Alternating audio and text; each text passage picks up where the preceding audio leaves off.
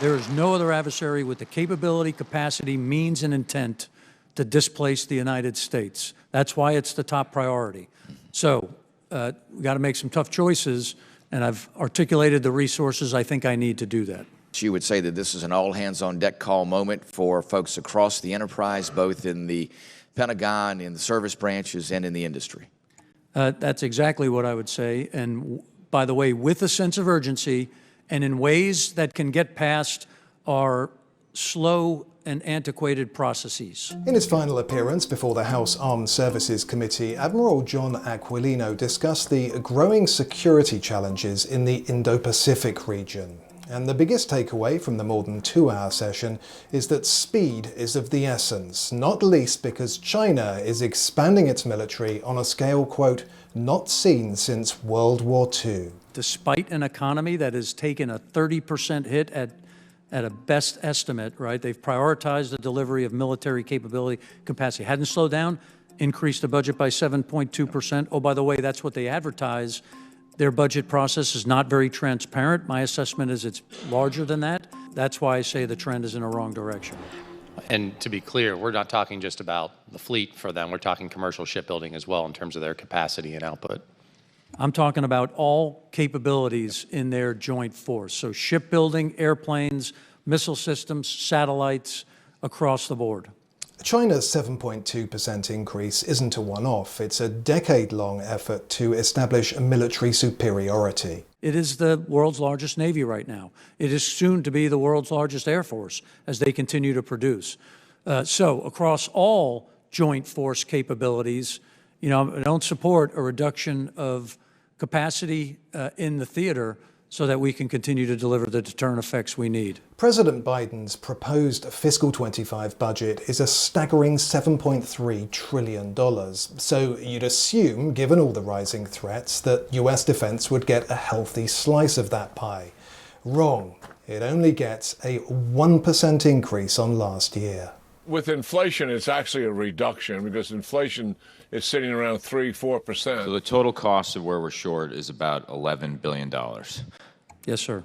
Do you know how much expired funding was canceled from the Defense Department last year and returned to the Treasury, where it sits in abeyance for 5 years and then evaporates? Do you know how much? I don't have that number, sir. The answer is $11 billion, which is the amount of money you need for your critical priorities list. Not only did we fail to take advantage of money that was appropriated, that we could have rerouted for our priority theater, the Indo-Pacific, to give you the resources you need to prevent World War III, the department was actively working against a legislative effort to give DoD the flexibility to reroute that money. By some estimates, we've lost $125 billion over the last decade, which is unacceptable. And I fear we're sleepwalking into a conflict that would be horrific. Admiral Aquilino described the security environment right now as the most dangerous he's seen in 40 years in uniform, in large part because of the growing cooperation between the People's Republic of China and Russia. The PRC is certainly watching that conflict, and they're gaining a lot of lessons learned on what gets done right, what gets done wrong. The combination of the two supporting each other, whether it be in the information space or in the UN, is concerning, right? You have a lineup behind the war criminal that you've identified by other nations, which legitimizes the actions. And we have to ensure that we don't support that assertion. We're almost back to the axis of evil when you plug in Iran to this problem set. Admiral Aquilino said that the PRC will continue to develop weapons they believe have advantage over the US. And America needs to negate any vulnerabilities by taking advantage of any of our own capabilities that outmatch theirs. It's an approach to deterrence established using what he called decision superiority. So the criteria that I've asked for and the way we talk about decision superiority is in the form of blind, see, and kill. I need to prevent the adversary from being able to close their kill chains against our forces. That's the blind piece. The C is persistent awareness and understanding of everything in the battle space at every second, real time. And then the kill are the networks and the effectors are weapons that allow me to deliver effects if tasked, such that we can act and deliver those effects at speed well in advance of our adversary.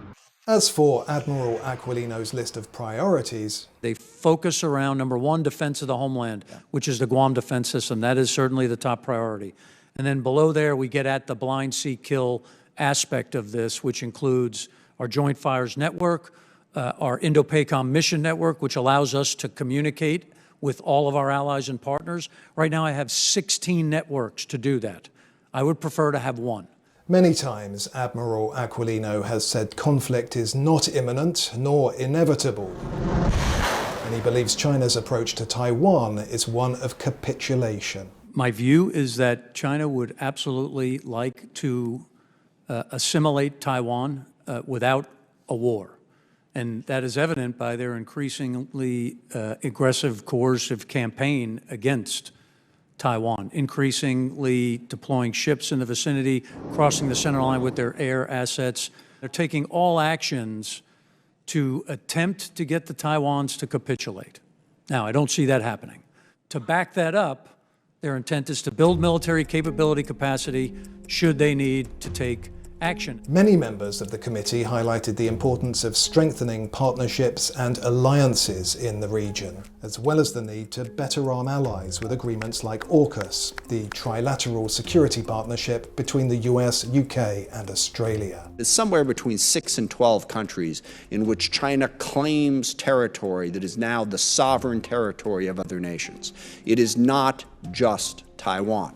Ironically, one of those countries is Russia. It'll be interesting to see how they work that out in the future. While it was reassuring that the tone from the session was one of supporting efforts to retain a free and open Indo-Pacific, We all need to go faster. Admiral Aquilino kept coming back to the need to speed up. The ask has been articulated in my last 3 reports and the 2 reports that Admiral Davidson submitted before me. This gets to my testimony, which is we must go faster. And I've articulated that needs to be in place by 2027.